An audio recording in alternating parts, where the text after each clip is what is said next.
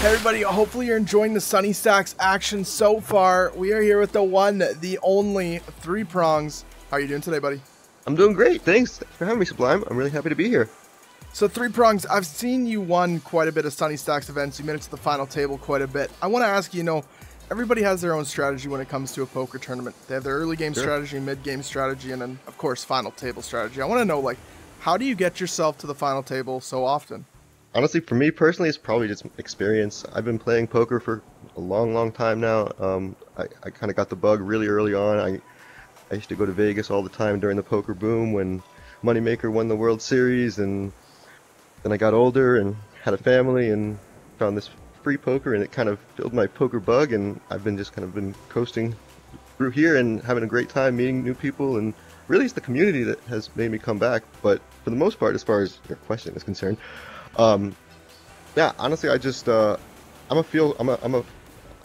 whole game is based on feel. I'm a very situational player. I try to stay relatively tight-ish in the beginning, but I also like to get it in early and try to build up a big stack early. And then once the blinds are worth stealing, I might get in there and steal a few. But I also wake up with a couple hands sometimes from here to there. And I don't. As far as making those final tables, it's just a grind. So Three Prongs, you've made it through the entire competition at this point. You're all the way up to the final table. I'm sure you see a lot of the same people at those final tables at the MTT, as we have such a talented pool of players here. Sure. Does the strategy of feeling still apply, or because you're playing against the same people, against very good poker players, does your strategy start changing at that final table? Oh, well, of course, at the final table, everything's different. Really, my game is a lot based on stack size. I'm taking all factors into consideration. If I have a big stack, then I'm gonna push people around a little bit, and I'm gonna put a lot of pressure on the shorter stacks. And if I really know someone well, because it's someone I've been at that final table with many times, I might try to exploit our relationship a little bit here and there.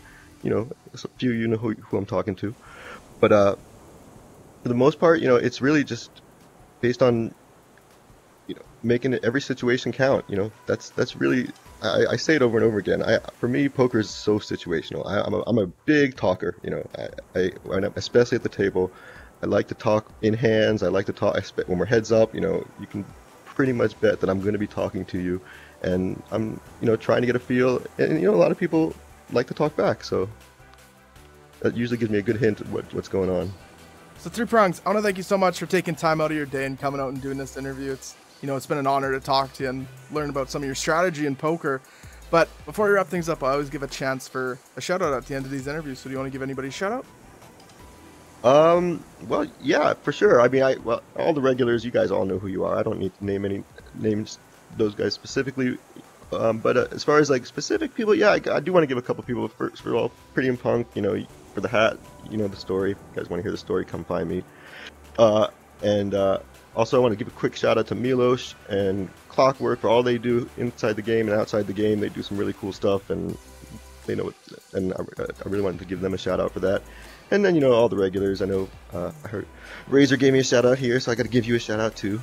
All the regulars. You guys know who you are. I don't want to name. I know I'll forget people if I name everybody. So, well, Three Prongs. See you at the tables. Yeah, of course.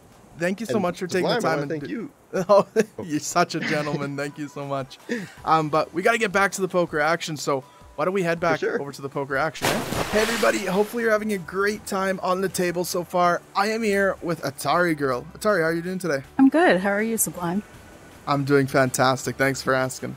So Atari Girl, a couple months ago, we held our very coveted Design a Ducky competition. You blew it out of the park creating your Aristocrat Ducky. It's fantastic. Looks amazing. Everybody loves it. Thousands of people have it in their stash. So I gotta ask, what was the process of making that ducky? Kind of take us through that creative process. Yeah, sure. I'm kind of a nerd for fashion throughout history, to be honest with you, and especially, the 18th century, mid, late, Marie Antoinette period of time is mostly where people recognize it from. And yeah, so I kind of started from there. And I knew I wanted the wig because classic Versailles blue wig. And I was like, well, I can't put feathers in it.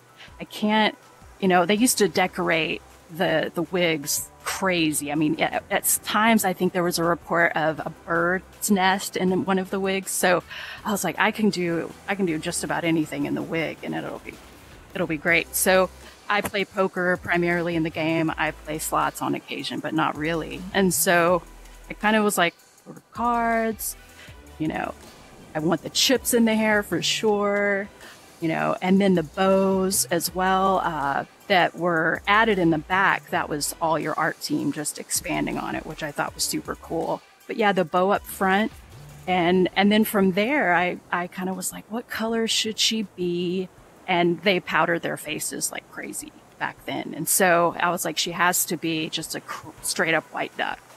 And then the dress and all of that, I don't know. It just kind of started to unveil itself after that. That's kind of where it was. And so, yeah, I just thought I'd throw the concept up there. I didn't expect to win. And amongst so many fantastic entries, it was a real surprise. And it's super cool to see it inside the game. So Atari Girl, we're in our 4th week now of Sunny Stacks. It's been a crazy ride so far. I see you got your Sunny Stacks cap on, so you played 4 events in the first week.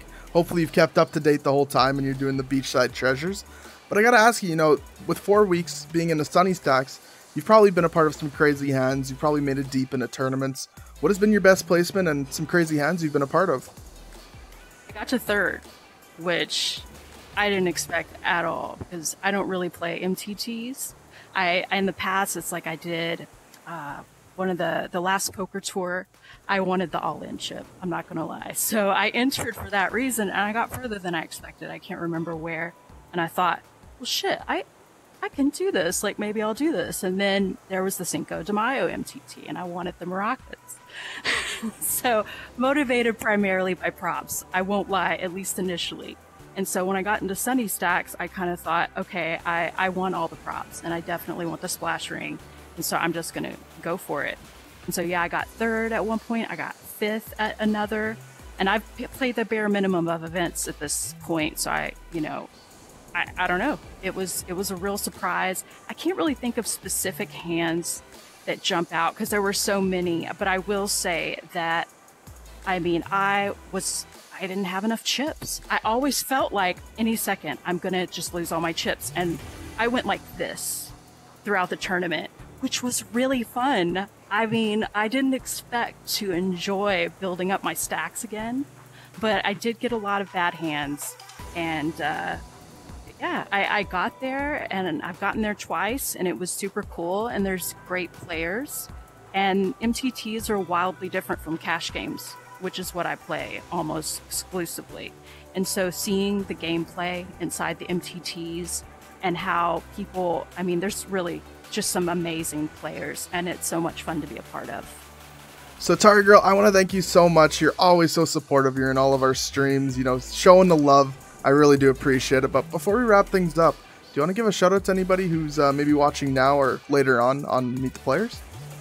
No, I can't think of one particular person because there's just such an amazing community out there, and I've made so many friends in I guess it's been a little over a year and a half that I've been playing.